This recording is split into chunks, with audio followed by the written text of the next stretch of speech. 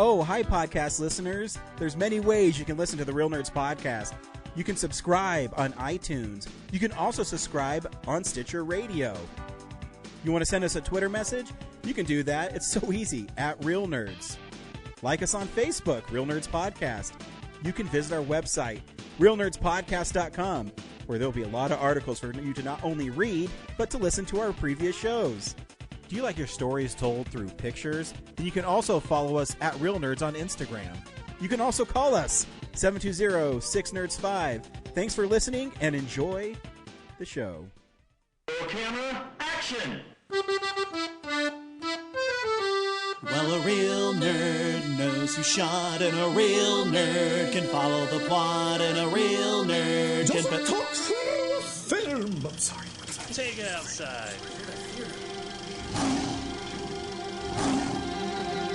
Well, a real nerd knows who shot, and a real nerd can follow the plot, and a real nerd will give it all they got. Lights, camera, action! Real nerds. Hey.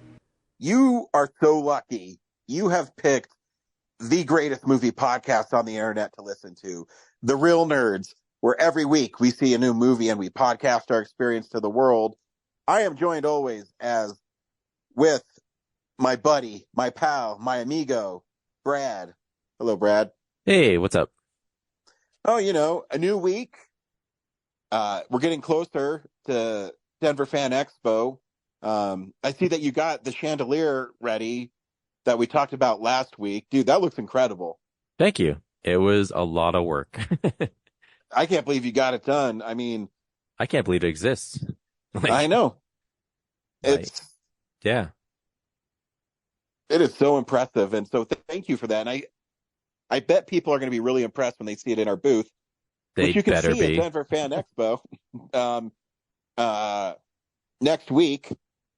So make sure you say hi to us. We'll be there. Yep. And we'll be giving off the vibes of 1990s Pizza Hut. And everyone will have fun with it. And they'll be like, oh my God, you guys are so cool. And we'll say, we know. And like, oh, please let us suck your nerd dick. And we'll be like, I know, you can. Whoa.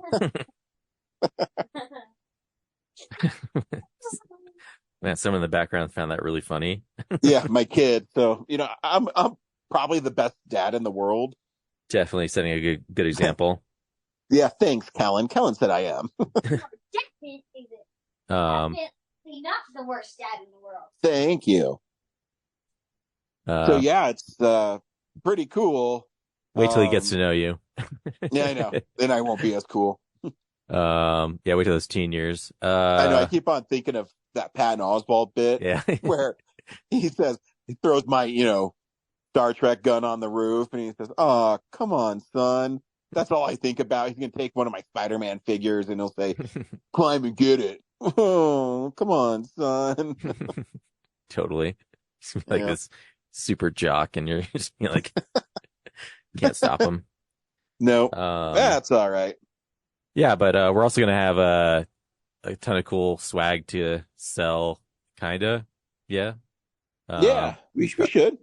We got our pizza boxes. You're gonna be able to get like some gift cards and some gummy pizzas and our glass and all kinds of comic books in a little Real Nerds branded pizza box. So yeah, and the pizza box is awesome. If you haven't seen our logo on our socials, it looks just like Pizza Hut, but it's a film strip.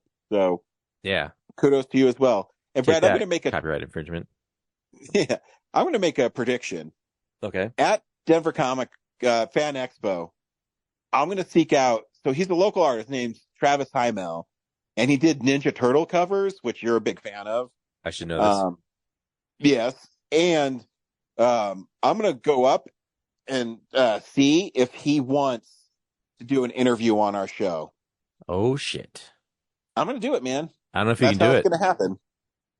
I think you're going to be too busy. No, it's doing gonna happen, other interviews. Dude. Yeah. No, I'm doing it. Sorry. And then he's going to be too busy.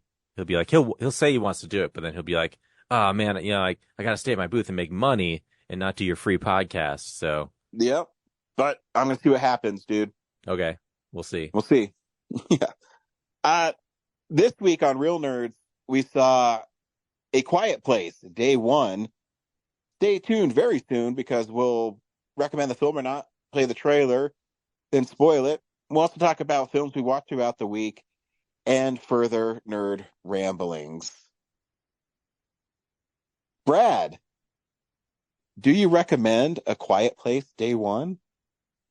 Yeah, actually. I did not expect this to be like a quiet, well, like a quiet drama piece. The trailer just made it seem like, hey, we're taking this in the action direction. So, it's not gonna be so much this meditative thing. It's gonna be like, the Transformers of A Quiet Place. Um, and it's not that. It's actually a really nice story of mostly these two people once again surviving this alien invasion.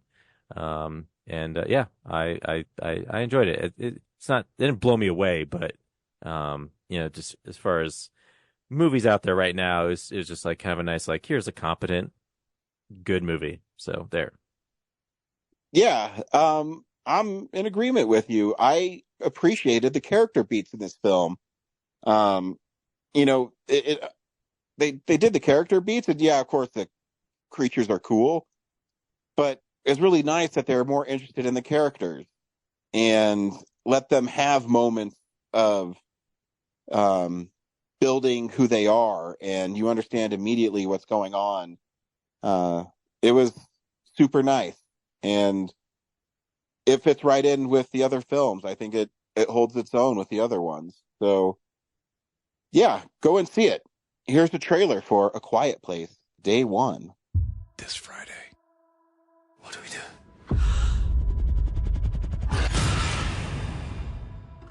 Save everyone we can. I have a plan.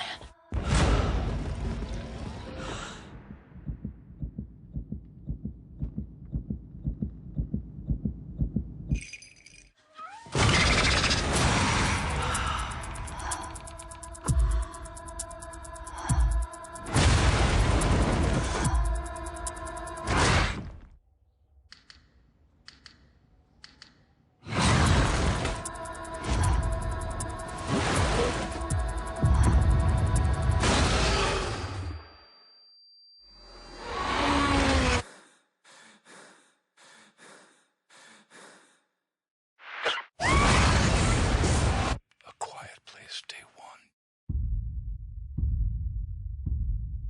Starts Thursday.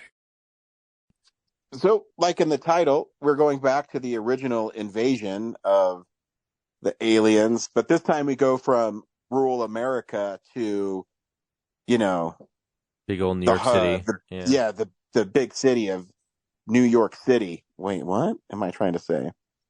The Big Apple. The Big Apple. Thank you. Where we meet Samira, and she is living in hospice care, and she is the youngest one there. Most of the people in hospice, as everyone knows, is going to be the elderly, and she's grumpy and pissed because she shouldn't be there, and I get it. And then one day, her nurse guy, who takes the group out to the city, they're going to a play. She doesn't want to go, but then he kind of convinces her to by saying they're going to pick up pizza.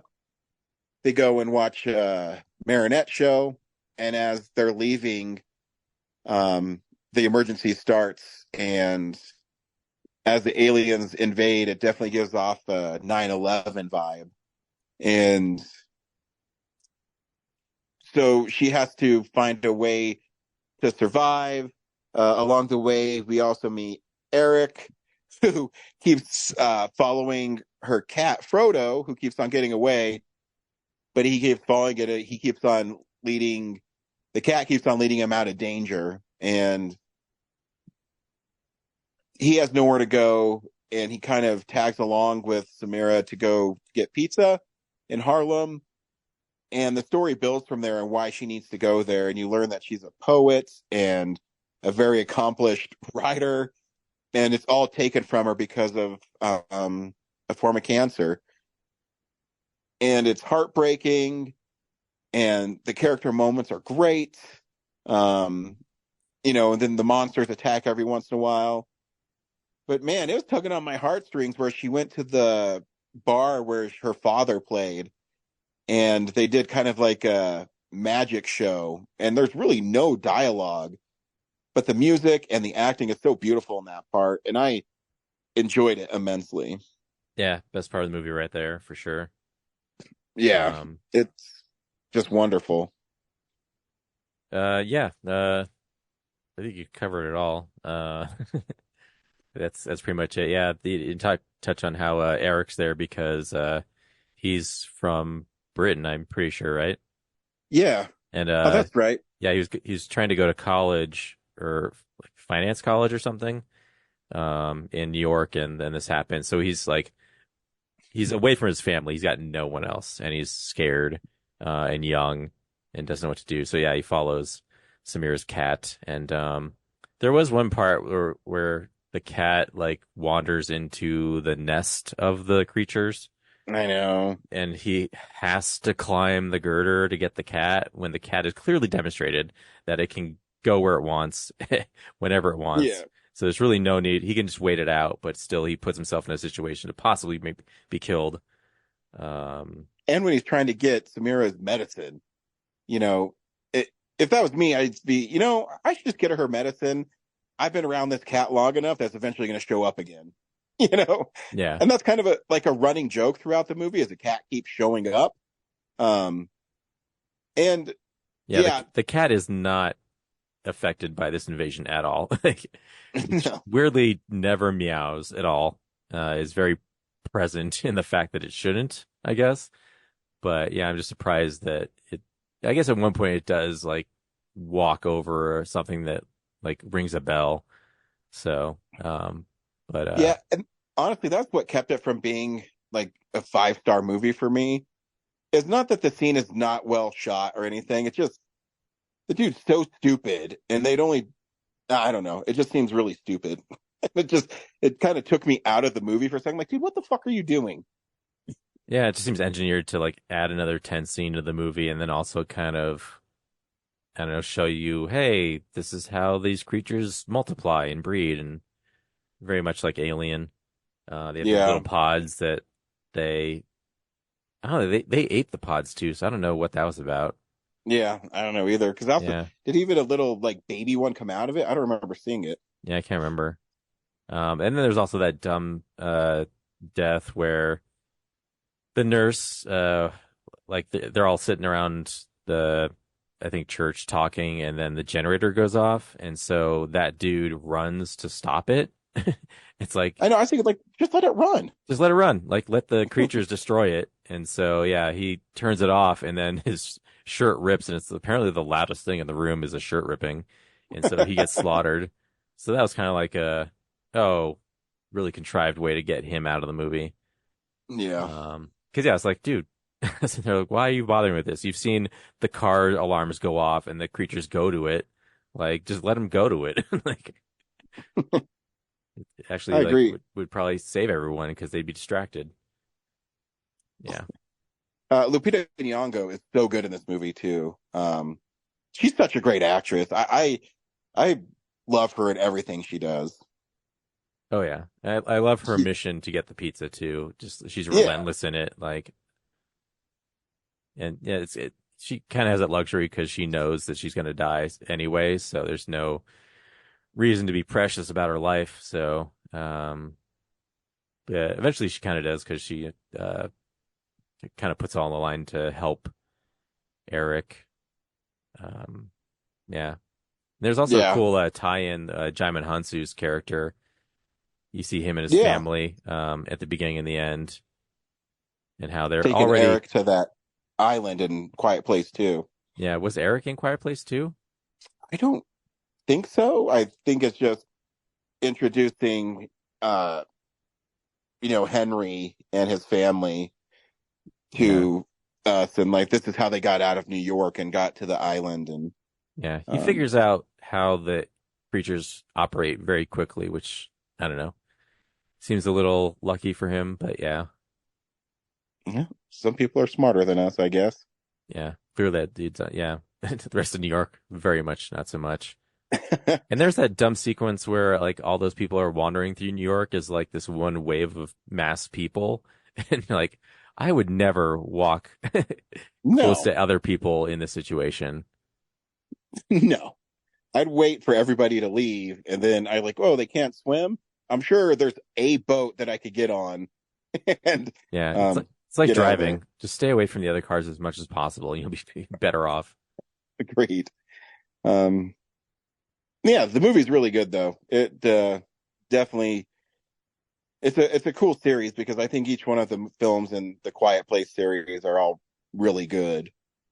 So the quality stays there, and Yeah. I'm sure it helps that John Krasinski, even though he's not directing it, he kind of is the guiding light for it all. So Yeah, and I like that the fact that they're not just constantly following the same family. Like this is a world where you can like just do, separate isolated stories about this global event. So you just pop in on yeah, different countries or different um I don't know, human situations that agreed. like what's it like for these people? So Yeah. Yeah, they definitely extend this franchise that way for sure. Sweet. Yep. Yeah. So I got every week. We also watch films that aren't the film of the week in a segment I call What We've Been Watching. So, yeah, this is the stuff we've been watching. Brad, what'd you watch? Two big things and then one little small one. I saw a movie from 1959 called A Bucket of Blood, which we didn't do news this week, but Roger Corman died. Yes. Did he die this week? Yep, that's why this movie was on the docket, or maybe it was last week. Yeah, Roger Corman's very instrumental in finding ways to make movies on the cheap and making them successful. Yeah. Yeah, this one's from 1959. Like I didn't just seek it out. It was with a group of people. We were watching a bunch of movies. And so, yeah, this is what I watched. It stars Dick Miller, who you've seen in a ton of he's like usually the old uncle or neighbor or from like most 80s movies. And he's a busboy at a cafe, and he kind of wants to fit in. And so he's like doing like plaster casts of things. And then he like goes home, he's frustrated, and he ends up killing his landlady's cat on accident.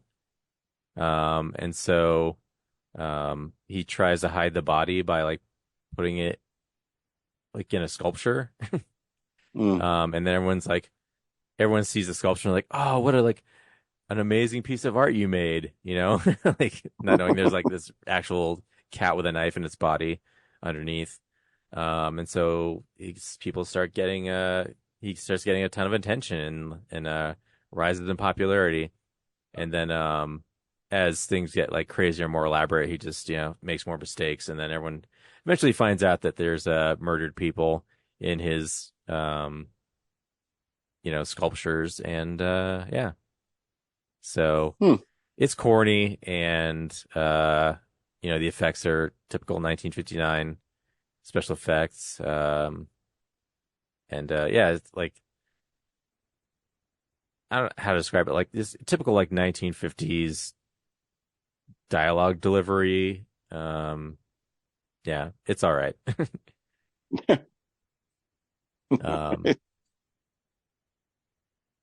What else? Yeah, and the two big things I watched were the final The Room and the final Rocky Horror Picture Show at the Esquire. Oh, bummer. Yeah, I've never seen. Obviously, I've seen The Room a bunch. I've gone every chance this year I had, and it's bittersweet. It was sold out. It's packed, and for the first and final time, I remembered to bring a football with me. And intermittently, there's been like this one guy who always sits in the front row in the very middle, always gets that seat when he's there.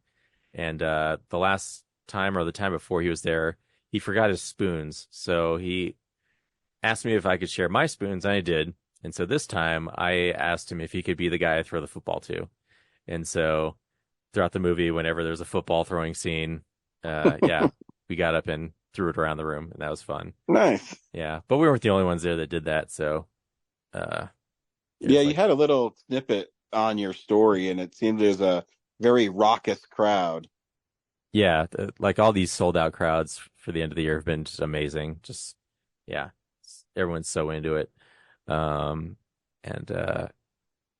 yeah, that's an experience I'm glad you got to have. And I don't know if I'm trying to get it at the bug, but definitely an experience. I can't get anyone from the room to like answer my emails. So yeah, and then yeah, I have no idea if Landmark's going to push it to a different theater. Yeah, and then the Rocky Horror Picture Show. I've seen the movie, I've seen the play, or like a live element elsewhere, but never at the Esquire. And it's been there for like 20 plus years, and I've never bothered to go until the very last one, which was also sold out like months in advance.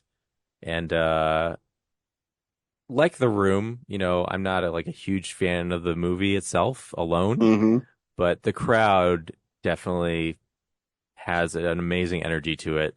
I was surprised that it was like the commentary, like you were there for The Room, where it's like you watch a little bit of the movie and someone says something. You watch a little bit of the movie and someone says something. In this, the organizers are constantly commenting on something. Like there's always some like addition to the movie that's being made. I'm not even joking. For the whole runtime, there's no downtime of just like, let's just watch the movie and see what happens. Like there's like a response to every line of dialogue that's going on, every action. And then there's platforms in the front of the theater where it's called a shadow cast. So they're recreating the movie live. So they've got props and costumes. And in this instance, they actually, because, you know, it's the last one, they had different actors play the characters throughout. So like, you know, there's a Frankenfurter for the first half of the movie, and then a different person plays Frankenfurter for the second half, and same thing for all the other characters. And it's really impressive. Like you think about like, oh, they've been doing this for 20 years, this live setup. You know, when Meatloaf rolls in, they have like half of a motorcycle, like the front end, that he's just rolling down the aisle to get the front of the room. And yeah, there's just other people walking down the aisles saying the jokes of the movie and stuff. There's one point where they made a comment about like, oh, there's also this like lead in where you have to like swear allegiance to the whatever movie itself or something.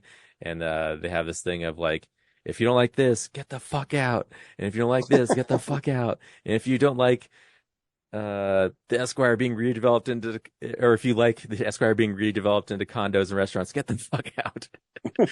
Stuff like that. It was a lot of fun, and like less fluidity than I expected, because I don't know, like years ago I heard they like sprayed the audience with stuff and constantly, but yeah, there was really none of that. Like I think there's like a water gun at some point.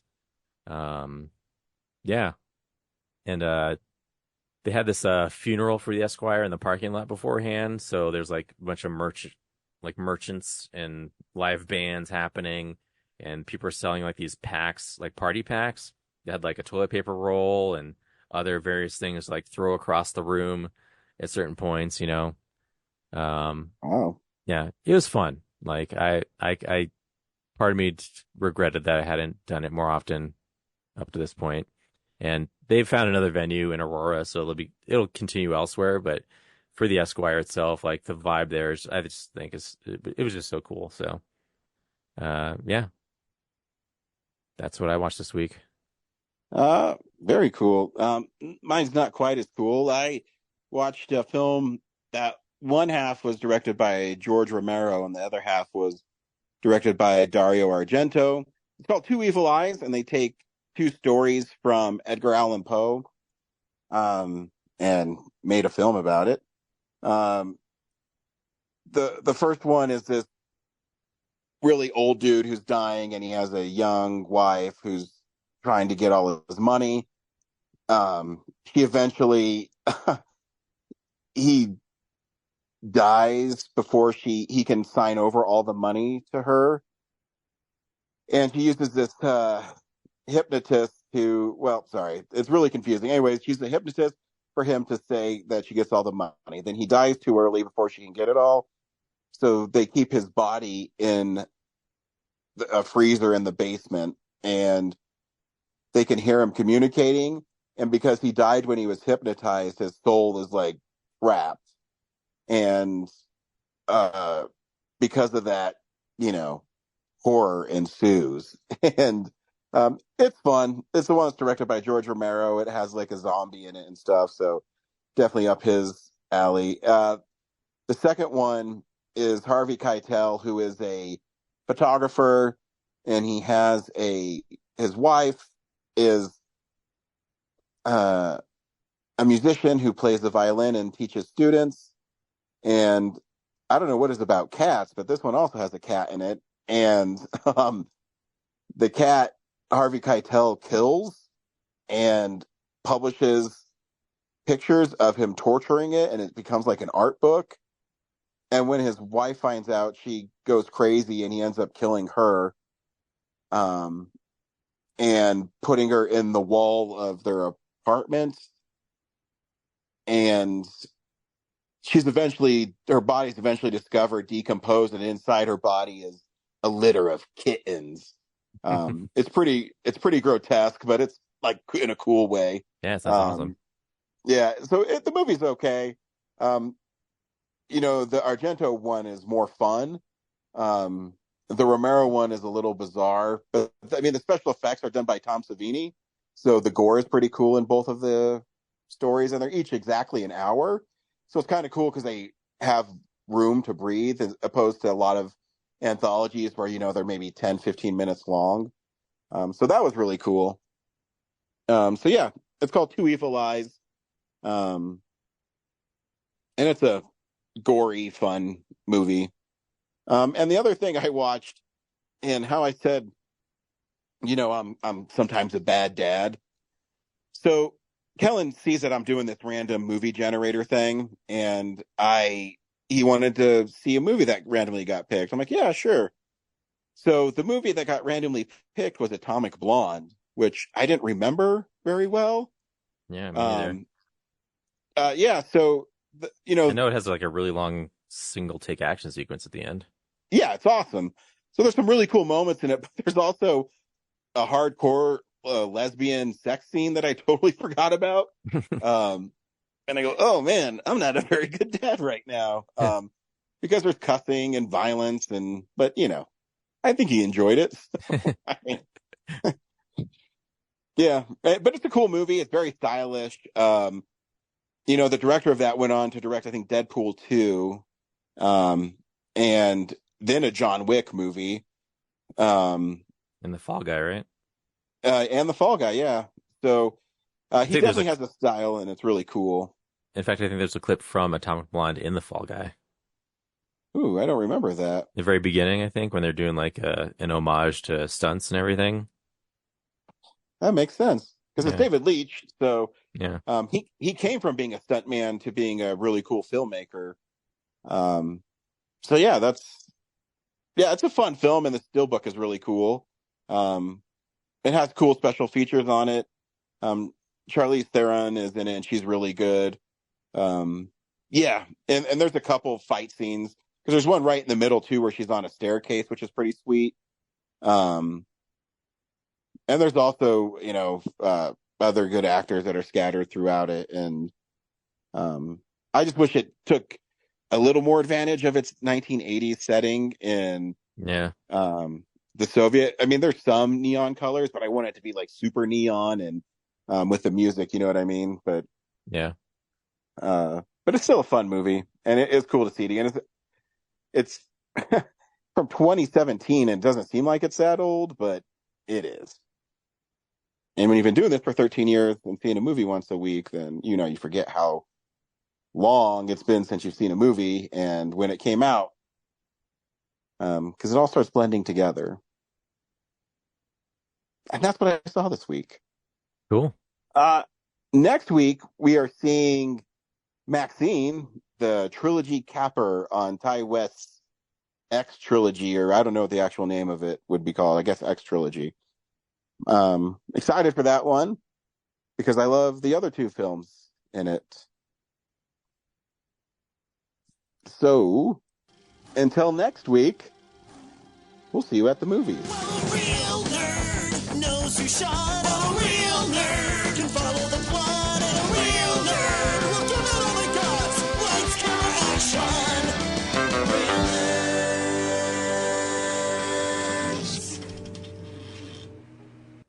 Thanks for listening to Real Nerds Podcast, a Nebulous Visions production. Stream or download episodes, read articles at realnerdspodcast.com.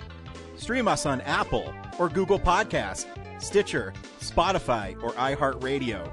Follow us on Facebook, Real Nerds Podcast. Twitter and Instagram at Real Nerds. Watch us on YouTube, Real Nerds Podcast. Email us at realnerds@gmail.com. Call us at 720-6nerds5. Thank you to Sparks Mandrill, Mike at Plan 9 Studios, and Bolognium for all of our groovy theme songs. And that's how you fucking do it!